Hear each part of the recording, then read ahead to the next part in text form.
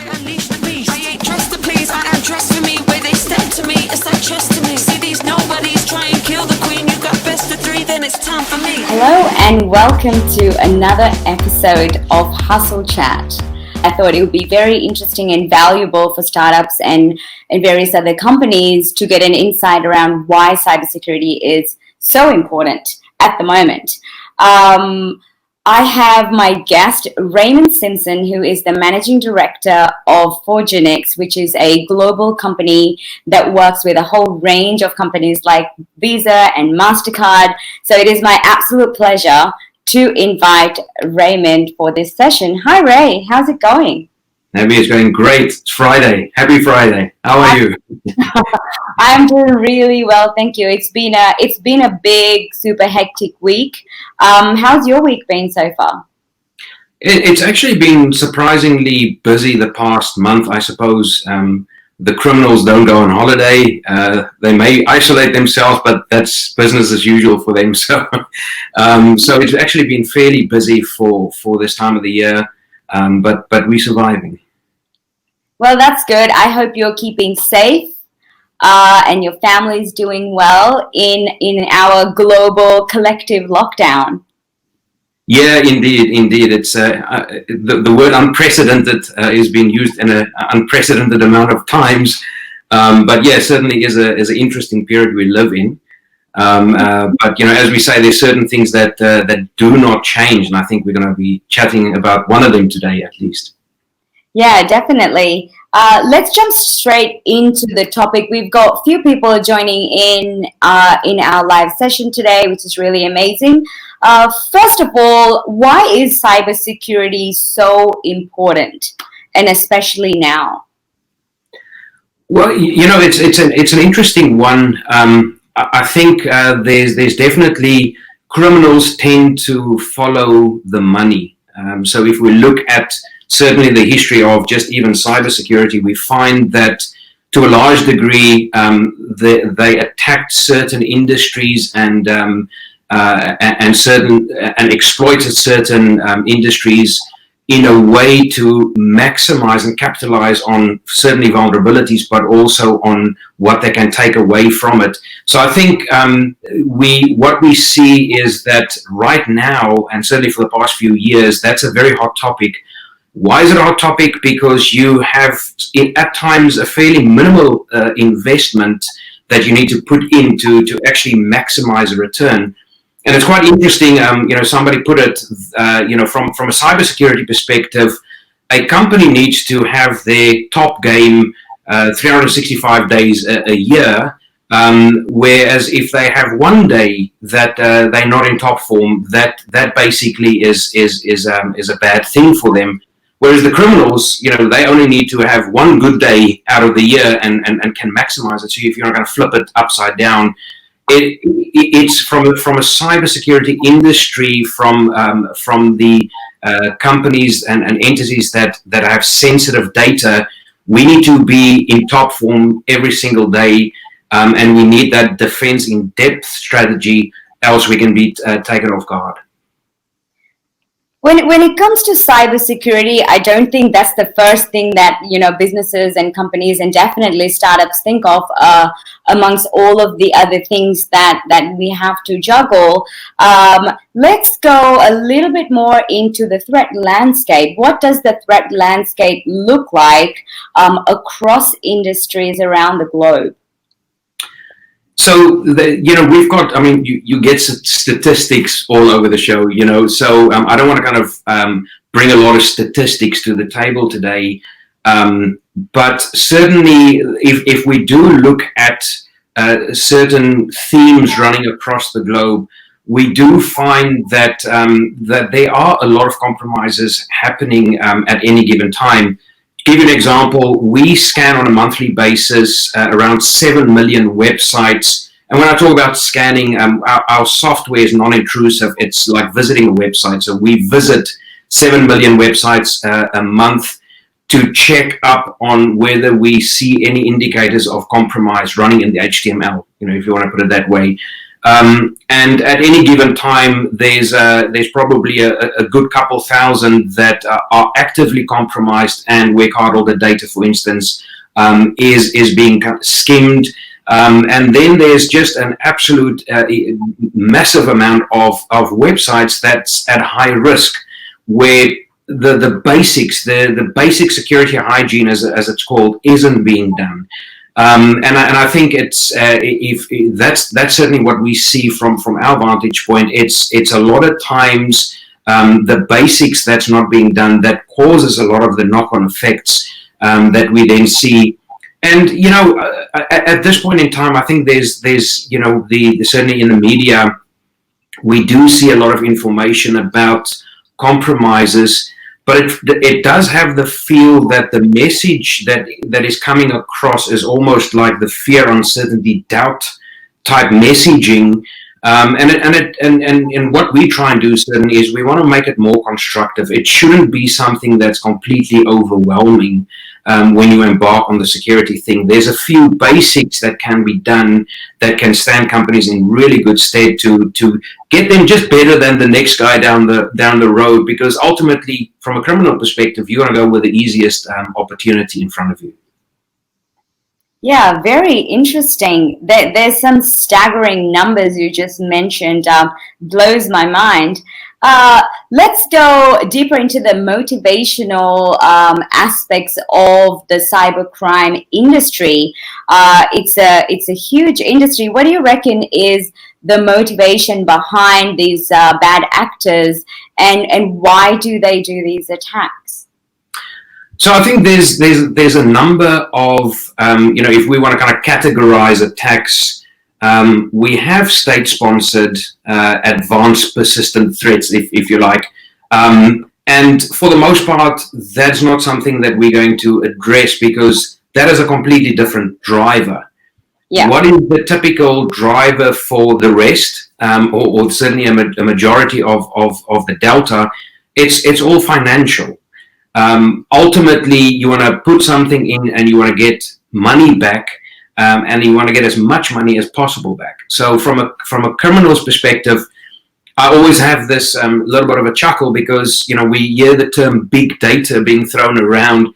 I think the criminals have a big data conundrum because there's so many things that they can attack, and there's so much information out there that they can get their hands on. Where do they start, right? So they're going to start literally with, what can I turn into money the quickest? So we often see the payment card industry being hit because credit card numbers certainly have a definitive value, and you can immediately turn them into money. So ultimately, companies that have anything to do with storing, processing, transmitting card or data, immediately, they target and on the radar for with those malicious actors. So I think certainly from what we see, very few and far between would it be anything other than getting card numbers, getting sensitive information that they can then on-sell, whether it be intellectual property or whatever the case may be. But ultimately, the driver is different than it was maybe a decade or two ago. Today, very much, and for many, many years, it's been purely financial. Right. Fascinating. What are some of the common types of attacks that happen that you've had to deal with? So, there's quite a number in their portfolio, if you want to put it that way. There's a number of attacks that let me kind of start from the perspective of where the compromises happen, right? So, and then by virtue of starting there, you'll see that where it goes in terms of the types of attacks. So ultimately, a lot of the attacks, or certainly the reconnaissance that's done, is often done in a fairly shotgun approach. Let's just blast a lot of stuff and see what comes back. So you'll see many companies actually pick up that they are being scanned with certain programs that basically provide details in terms of services and ports open, and what is being served up from their websites, on their websites, etc. Once they determine that, they can then get a good understanding of, okay, what is running there and how can we exploit it? And that in essence is what a penetration test does as well. Now, obviously, a penetration test is done by people with good intent. They're trying to help companies understand what is running on their environment and where are the risk items that they need to address because they're vulnerable to an attack. Now, once these bad actors have actually determined what's running and what they can exploit, then they can determine, okay, what is the best attack vector in terms of, getting my piece of malware over there. Now, we hear about ransomware very often, and it's a big one. It is a big one, and it's one of those ones that once you hit with it, it's too late.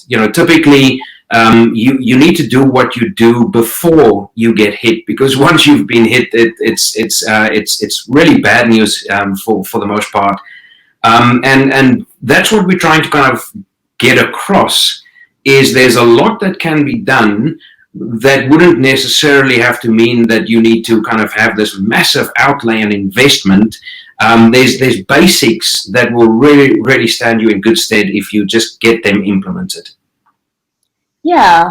Wow, that is really, really fascinating. And ransomware, I think it's one of the most scary things that a company face for founders, for CEOs, and for the board, and depending on the size of the company. Have you got any examples or stories that you could share with our audience on an event and how the company or working with your team responded to a ransomware attack? So there's your playbook, if you want to coin the phrase, of dealing with ransomware attack is fairly limited if you didn't have the appropriate controls in place beforehand, because ultimately if they succeed to the degree that certainly they aim to succeed, your data is encrypted with a key that no one has. There's no way of decrypting that, right? So what we try and do is help companies in that scenario to salvage maybe what's on backups and the like. What we need to do, though, for companies that haven't been hit, firstly, count your blessings if you've not been hit. But then secondly is there's a number of things that you absolutely have to do, because this, for the most part, is not a if, it's when it happens. You need to have this little playbook on your side in terms of these are the steps that I need to take. If you don't have that playbook, then very often the very first thing you do is typically the wrong thing. And just a case in point, we often get companies that contact us for a forensics investigation. And one of the first questions we ask is, okay, are all the systems, did you leave everything as is when you discovered the attack and just contacted us? And more often than not, the first thing they say is, no, they switched everything off, which is, in honesty, the worst thing that you can do. You don't want to switch it off, because a lot of the attacks are memory resident only. It's fileless. So if you switch off the system, it's gone. There's no trace of it. So when you go in and try and do your forensics afterwards, you'll find nothing, right? So ultimately, one of the first steps is keep the system on. You can disconnect it, but keep it on. Then try and make a snapshot of that system and the memory. And then you can contact the forensics provider. And if you don't know how to do that capturing, then basically contact the forensics provider and have them guide you through the process. Do you ever end up paying the ransom? Have there been companies where they have paid? And if they do pay, then what happens? Well, I suppose this is one of those, this is a decision that is made at the board level of the companies being hit. I think the bad part of it is if we keep on paying, then these guys have a business model and they just perpetuate the business model. Ultimately, if you don't pay from a company's perspective, you stand to lose all data, right? And in many instances, surprisingly, the companies don't have adequate backups, right? It literally, they will close down the company. So, what do you do in that situation? Very, very difficult situation to be in. And once again, it gets back to the point, there's a few things that you can do to really, really manage and mitigate that risk quite dramatically for minimal investment, but that it just gives you a little bit more breathing space. So when those type of things happen, it may be a disruption, but ultimately you'll get through it. Yeah. I don't think anybody wants to wake up to that news that they've been attacked by ransomware. That would be an absolute nightmare. So in terms of preparing proactively and for all these kinds of attacks from company perspective or from a strategic thinking perspective, let's look at startups, for example. What are some of the key, simple 5 things, let's say, that companies can do from day one, thinking about cybersecurity and thinking about security by design when we're designing software or when we're setting up companies? What would be your top 5 things that you would recommend companies do and implement? So I think it's a difficult one from the perspective that which one is more important than the other one. So there's certainly a number of elements that really is very important. And I think that gets to the defense in depth perspective. Some of the elements may not really be necessarily more important than the other ones, but you want to get as many of those controls in place because controls do fail. And when they fail, you need other controls to basically be in a position where the risk is appropriately managed. So, I mean, if we think, one of the key ones, I think a risk that needs to be appropriately addressed is the managing of third parties. Now, very often, companies would just, put everything on the cloud, hypothetically, and then say, job done, we're fine, we're PCI compliant, or, our security is in place because it's on the cloud, and they do security, right? Now, it can't really be further from the truth, right? There are certain aspects, certainly, that the cloud provider does, and there's certain other aspects that they can do, as an add-on as well. But for the most part, in our experience, very often those things aren't being done, right, by the cloud provider. They've got a basic subscription, and it's easy to instance, whatever the case may be, and it's running their system, and they think they're absolutely fine. So I would say, get an understanding of what your third party does and what they're supposed to do, and then you get an understanding of the rest. And that typically falls on the company. So certainly the managing of third parties, the basic hygiene, another kind of one of the top 5, if you like, would be the basic hygiene of systems, whether it's in the cloud or whatever the case may be. To make sure the systems are appropriately patched.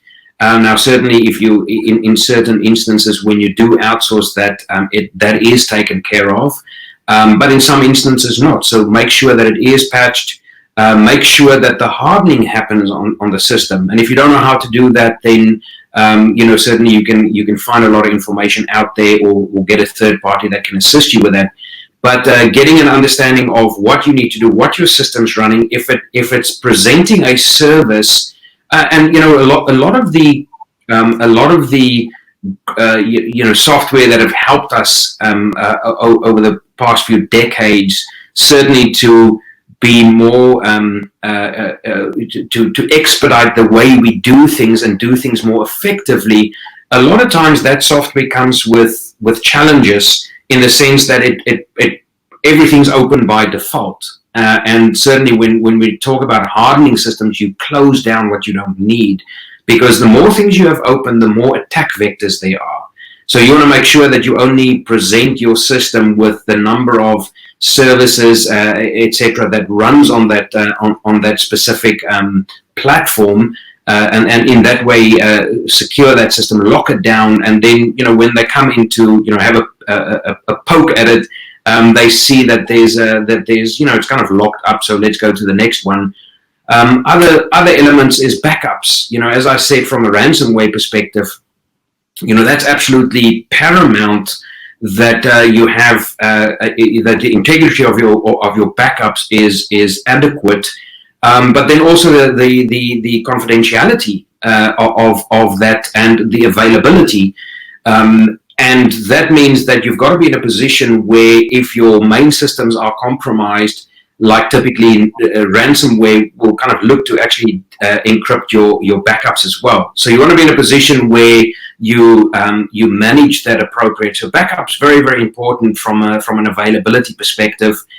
Other things, multi-factor authentication, simple control, not really expensive to get implemented. Massive amount of value that it brings from managing risk perspective. So definitely something that, and you'll see it a lot with the banks, and certainly all the main providers. They typically throw that into the equation, that you can actually get that implemented fairly trivially. Awareness. We often forget about the awareness element, but certainly phishing is an immensely successful vector of attack. People click on links. It's simple as that, right? And sometimes, I'm by no means pointing fingers. It has happened to me, and I was mentioning to somebody the other day that sometimes in our world of multitasking, you may be busy with reading and one email, drafting another email at the same time, checking a text, checking a WhatsApp, whatever the case may be. Something pops in. If it's appropriately worded and addressed and it looks real, your brain almost automatically just clicks on there, right? That's just a natural thing. It happens. And that's the challenge that we as security professionals have, is to get that awareness element, the importance of it, certainly get that across, and then for companies to get that culture instilled. But you can't only obviously, think that, as long as I tell my employees everything will be fine. There's other controls, once again, the defense in depth, that you need to put a few things in place, so that when that security and awareness does fail for some other reason, that you've got a few other controls in place to help mitigate that. Very interesting. And are these measures extremely expensive if you're a bootstrap startup, or if you're an early stage startup and you don't have a lot of capital, and you're trying to decide where you deploy your capital in terms of all of the millions of things that you have to do? What is the one thing that you would recommend founders think about from early on to implement from a security perspective, and then try and build from that point? So, very good question, and one that obviously often crops up by virtue of the fact that everybody has this idea that security is really expensive. Security can be expensive, and certainly if you forget about security and you try and retrofit, very often it is. If you start up and you have the right approach in terms of, okay, Rome wasn't built in a day. We're going to have a security strategy, right? We're going to start here by doing an external penetration test, make sure that, there's nothing that's being advertised that shouldn't be advertised. From an internal perspective, as I said, there's a lot of information that you can actually get from the internet in terms of, basic policies, and I'm not talking about just having a bunch of policies on the table somewhere. I'm actually talking about living and breathing those policies and processes, because they literally can save your organization. Yeah. Companies often have this conundrum where they'll go out to the internet and they're like, okay, security policy or security standard, and then they get a million things thrown back at them, and that's overwhelming. And then you look through, and there's overlap, and some standards deal with certain things and other standards don't deal with it, and which one is the best to follow. One that I like to point to is the payment card industry data security standard. And the reason is quite simple. The standard is written for companies that have one server, one person, and they're written and they scale to enterprises that are multinational. right? So they provide the actual intent of the standard, of the requirement. They provide sometimes prescriptive detail in how to do it.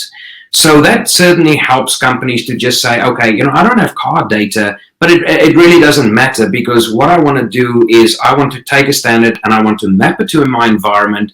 And as long as I adhere to that standard, I want to be in a position where I can sleep at night. And certainly that standard does it.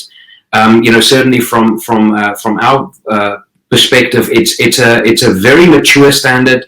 A lot of investment goes into it. There's a lot of companies globally that basically have that contribute towards it. And I would like to put it out there. I've been 15 years in the payment card industry, and we have not done one investigation in the companies that I've worked at of a company that was actually PCI compliant at the time of the compromise.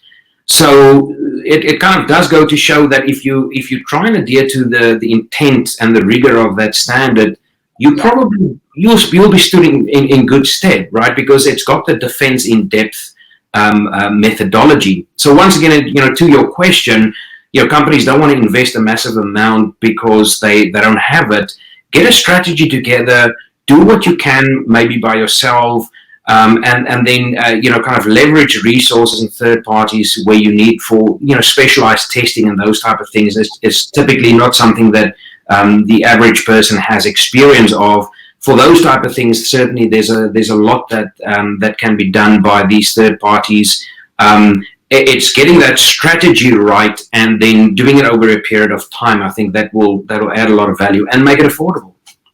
Yeah.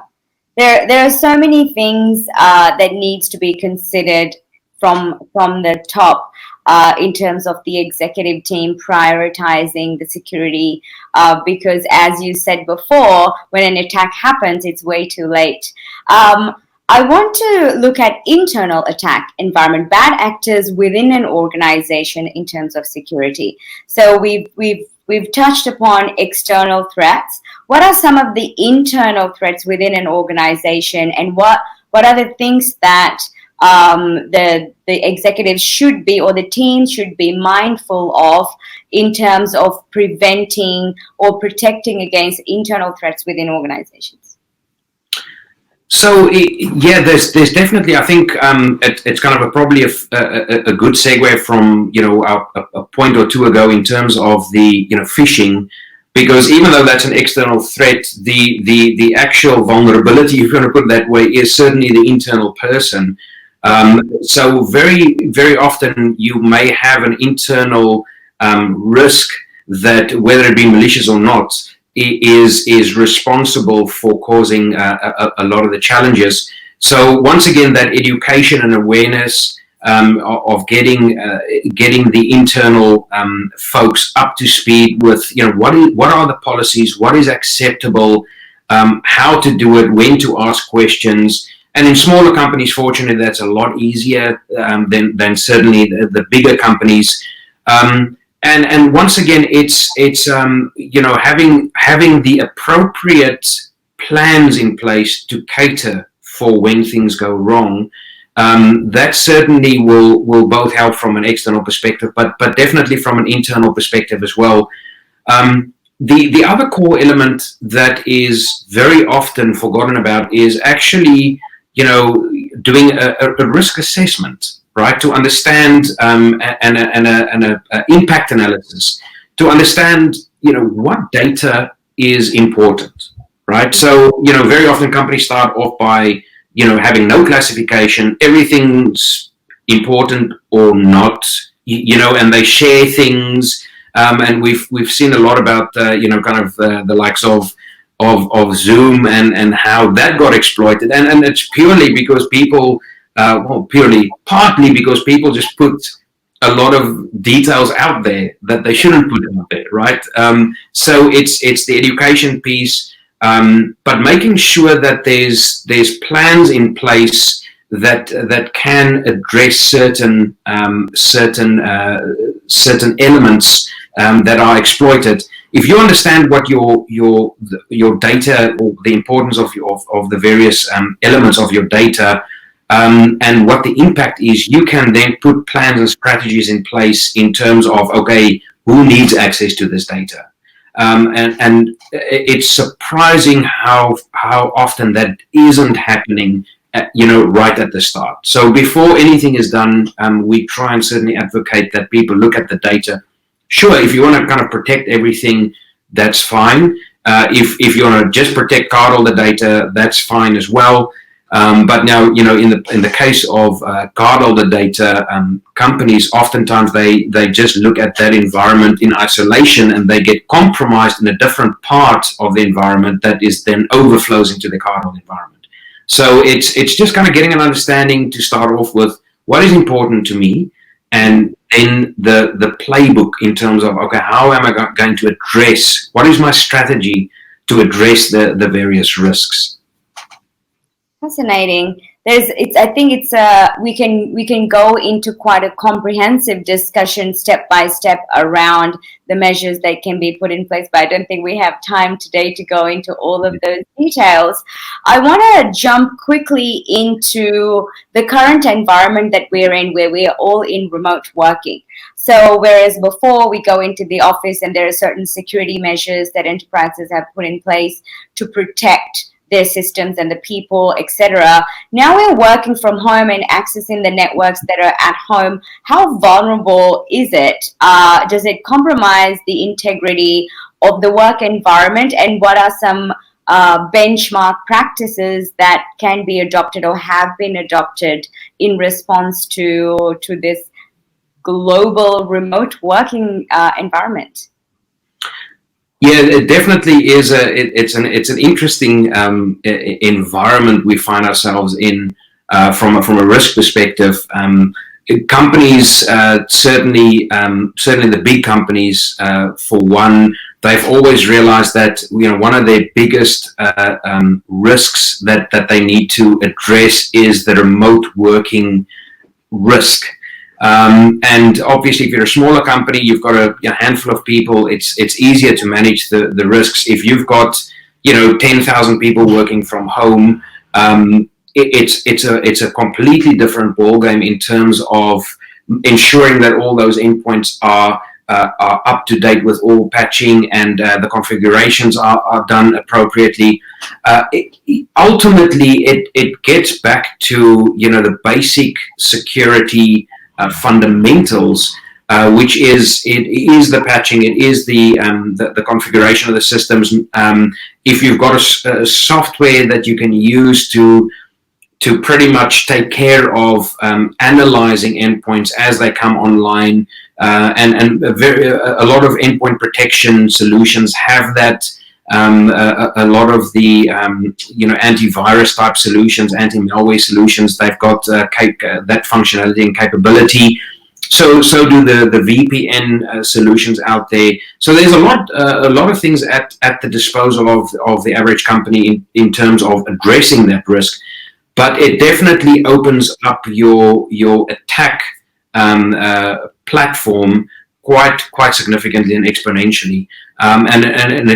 Companies are working hard, and certainly a lot of our clients that we deal with have been absolutely swamped over the past couple of months to make that happen.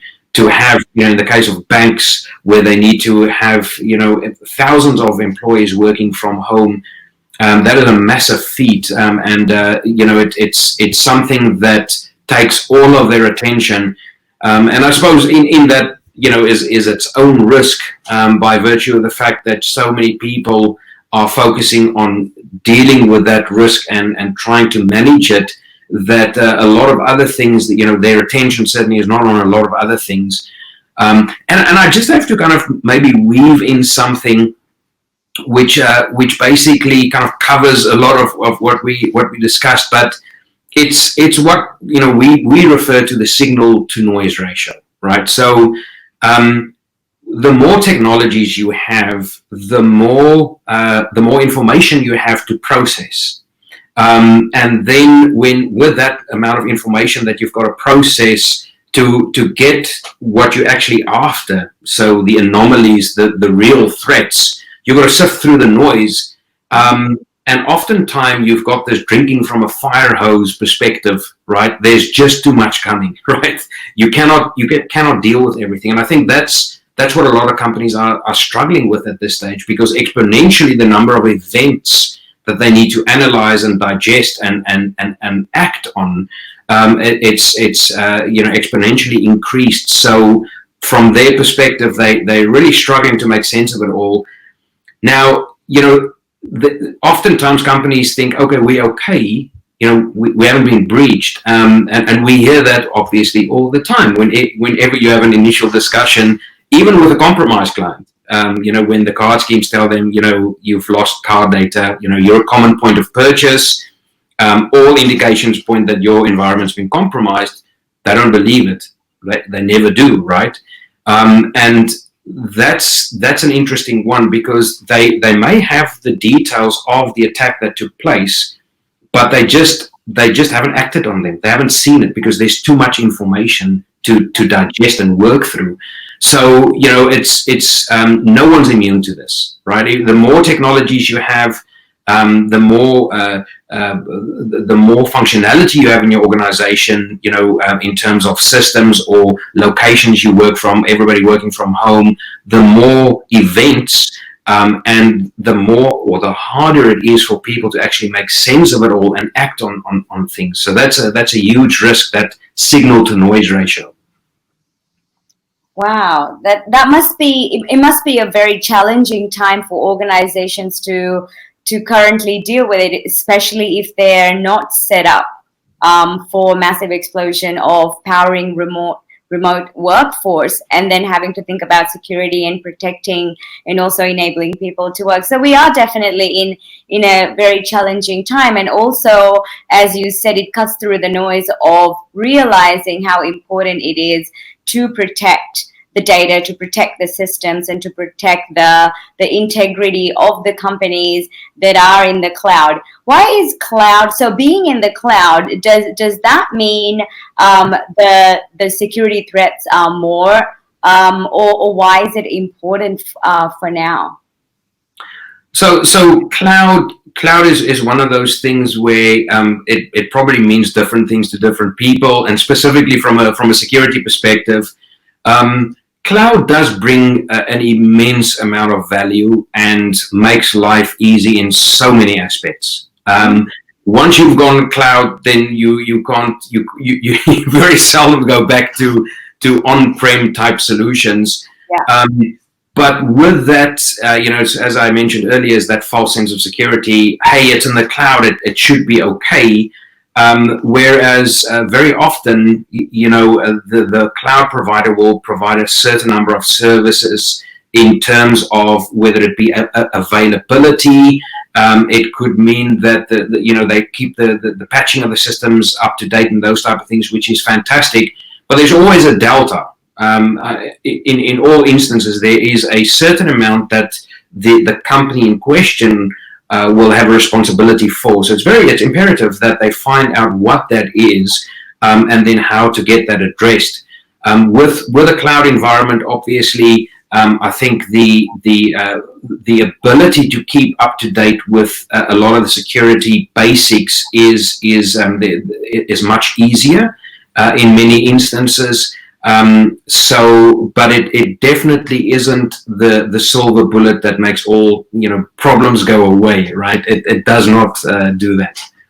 I think any kind of decision that we make has different trade-offs, and understanding those trade-offs and preparing proactively would perhaps be the way to go. I want you to talk a little bit more about war stories. I'm sure you have plenty of war stories with the work that you do with various different clients of various different sizes around the world.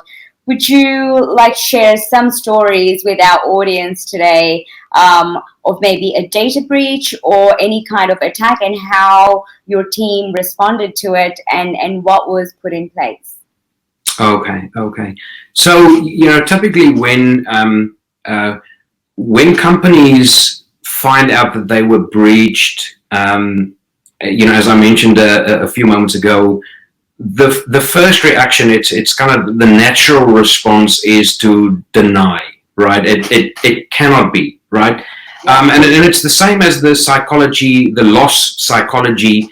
When you go through a traumatic event, you've got that a number of emotions that you run through, and there's a very kind of neat correlation with a data compromise as well. There's anger. There's just dismissal. Then there's kind of trying to negotiate. Kind of trying to make sense of it all, and eventually there's the kind of right at the end. There's acceptance. Now, what we try and tell people that are in a situation before you actually get compromised, get a playbook together where you actually work through those emotions, if you want to put it that way, before you do anything else, right? So literally your playbook should kind of leapfrog you to the acceptance stage. If somebody tells you, like a bank or a card scheme or the law enforcement, that you have been attacked, right? Accept it. Okay, it's a given. Don't try and kind of do anything other than doing the right thing, and the next step on your playbook, your response plan, which is getting a forensics provider or an incident response provider that can assist you, and then give them what they need. Don't try and withhold things. Those are just absolutely critical things. Now, from a few different anecdotes from experiences we have. So we've had an occasion where the provider is actually a little bit kind of humorous, because the company that got attacked and breached, they phoned us and said, okay, they were forced to use us as not us as a company, but they were forced to go through a forensics investigation. They'd like to use us, but they just want to get their systems ready for us. Right now, that means only one thing: they're going to try and get rid of all detail, But obviously, that defeats the purpose of the investigation. We want to help them. So, the first thing that companies need to do is actually get to that point of acceptance and then helping. We had an instance with a fairly large company where they got compromised. And it was quite interesting. They were actually at the time a PCI compliant, or let me rephrase that, PCI certified. Now, I just want to say there's a difference between having a certificate and being compliant, right? Yeah. So they were certified as compliant, but from the outset, it was apparent that they didn't really meet the intended rigor of the standard. Now, the interesting thing is they got compromised in their environment, not in the cardholder environment to start off with, but it was in the corporate environment. Now, why is this important? It's because people sometimes look at, hey, I've got my cardholder data, it's encrypted, it's in its own little world, I'm good to go. And they forget about the rest. But very often the rest, the corporate network, is the beachhead. Right, so they land on the beachhead and they use that as their base of operations, because that system could be a public-facing system, a web server, or a FTP server, whatever the case may be. That system is not secured appropriately, so it's easy to compromise the system. Once they get on, what we find more often than not is it's not a smash and grab activity. More often than not, they actually the period of the malicious actors being on the network, certainly investigations that we've done, is 2 to 3 years in some instances, large organizations, right? They get domain level access. Once they have that, you virtually have to rebuild your entire network. Now, if you can imagine for a big corporate or a multinational, that's virtually impossible. So, this specific company had this beachhead in the corporate environment. It overflowed into the cardholder data environment. From there, they just basically started compromising different systems until they had domain level control. And it was I think it was 18 months later, they were told that there was an issue by the card schemes. And then they started the investigation process, and then you start finding, okay, the malicious actors are everywhere, right? So ultimately, that is the worst case scenario in terms of where you can be as a company. And to this day, that client is actually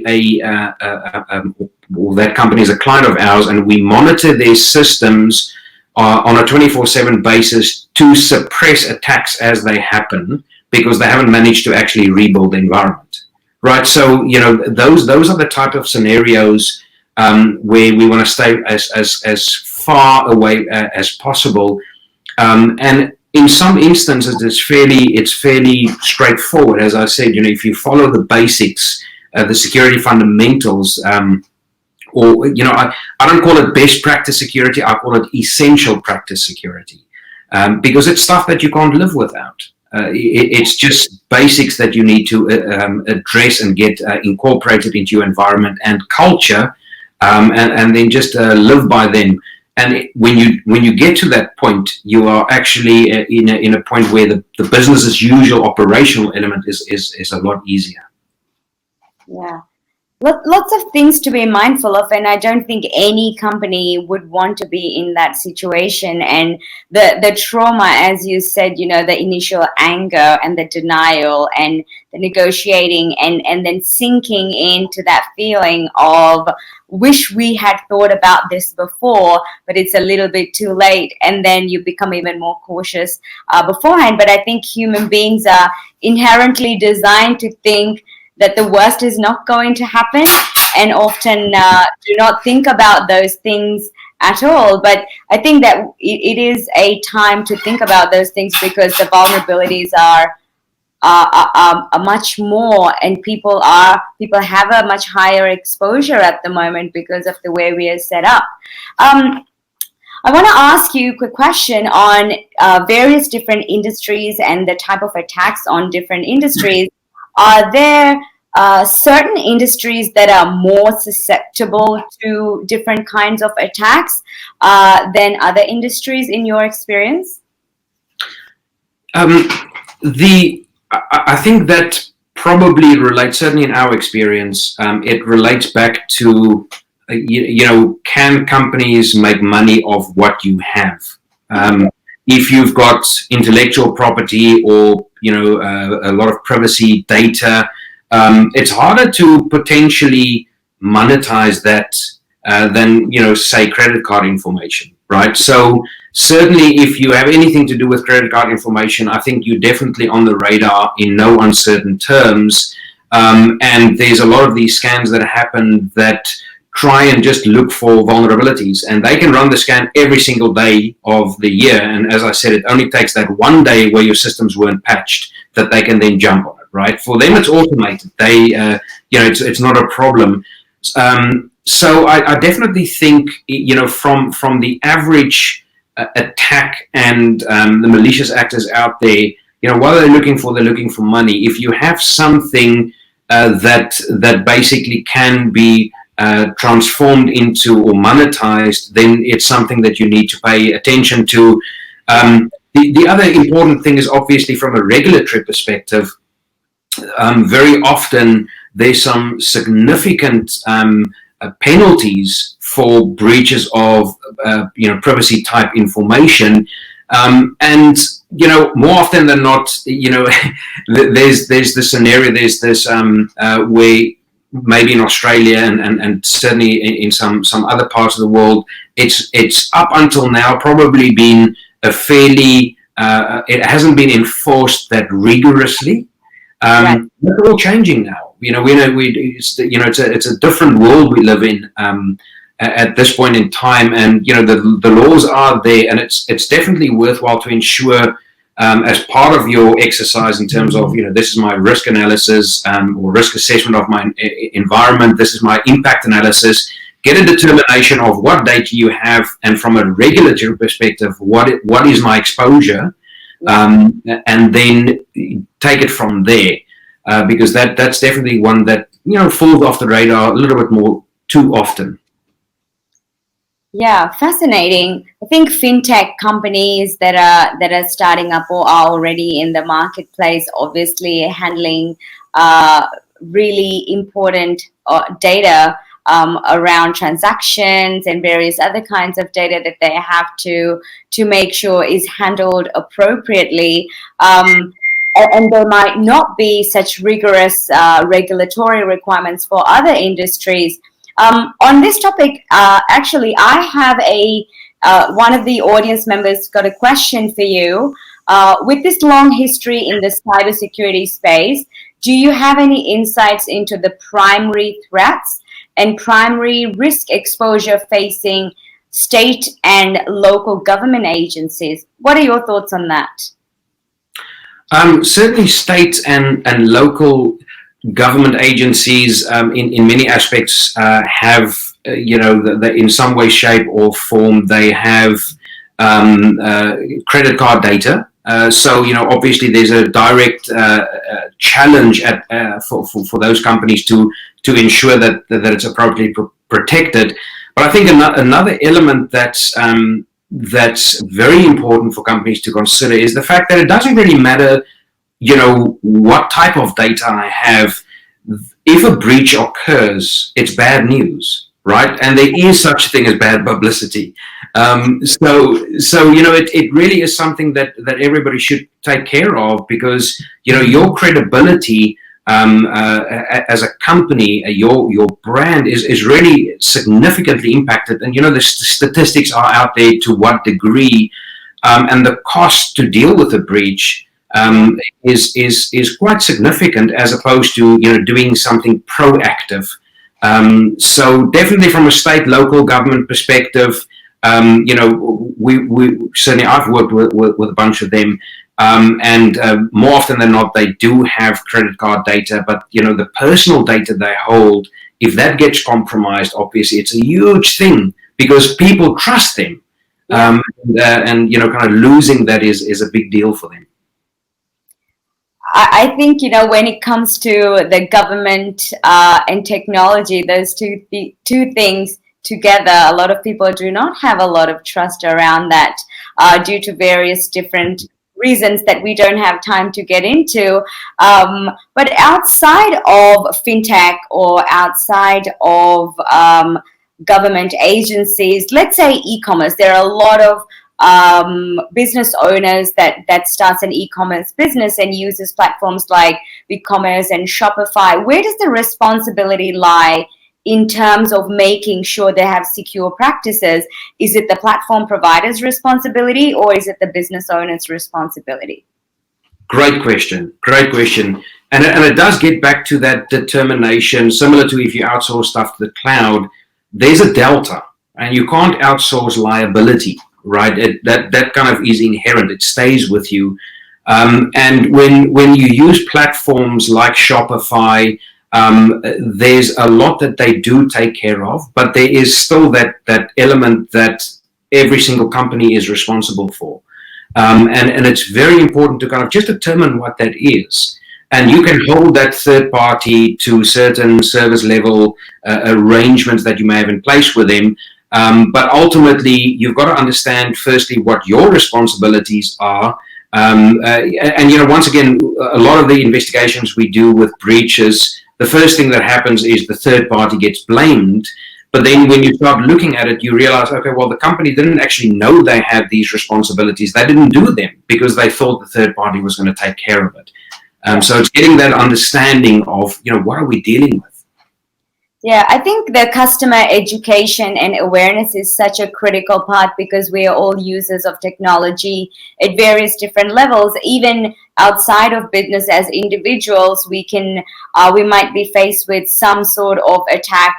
People love doing random quizzes on Facebook and click on things, and there are opportunities for various different kinds of breaches, and the public, let alone companies, public does not have enough information or the awareness around basic principles of protecting against the bad actors in our environment, and it is something that is totally unavoidable. I think we're getting close to finishing. It's been such an amazing conversation with you, Ray, and I really appreciate you taking the time and sharing so openly around this topic and something that I would love to talk in detail and in further detail with you at another time as well. Before we finish off, if you were to give one piece of advice to our audience, the general public outside of companies, anyone that's watching this video, if you're a user of any kind of digital platform or just using the internet, what is that one thing that you would advise people to be mindful of? I think if there's one thing that everyone should consider is the fact that we need to plan and prepare as if things will happen. Things will go wrong. It's just the nature of the beast. Don't think that from an individual perspective, a company is immune, or they've done what they thought by outsourcing, whatever the case may be. Make sure that you've got everything planned and prepared. As the saying goes, if you fail to plan, you plan to fail. And literally that is it. You have to plan and make sure that if anything happens, then I can literally, without having to put thought and emotion into the equation, I can literally take out a document and follow the document, and everything's there step by step. That's where we want to be from a security perspective as well as from a response perspective. Excellent. Before we finish up, I have one last question from the audience for you. David Fraser, his question for you is, do you have any experience in terms of exposure to the airline industry in relation to public safety data? Is there anything that you can share on that topic? Yeah, so the airlines industry is typically regulated by the International Air Travel Association, IATA, and there's a lot of requirements, regulatory requirements that is in place from them in terms of the securing of the data and just the way that they need to operate. So I definitely think, once again, it gets back to that point of we need to understand what the risk is. I'm dealing in an industry, hypothetically, whether it be insurance, whether it be airline. I need to get an understanding of what my exposure, what data do I have, what are the regulatory requirements from the various regulating bodies, and get my plans in place to address and deal with that. And I think it probably goes without saying, but so often we find that that's not actually done to start off with, and it's really very important. Thank you so much for sharing such great insights around this very important topic for individuals, companies, startups across the board. And thanks for our audience today for tuning in and listening and engaging in this conversation. Have a really lovely rest of your Friday afternoon and a great weekend. Trust the please, I am trust for me. Where they step to me, it's like trust to me. See these nobodies try and kill the queen. You got best of three, then it's time for me.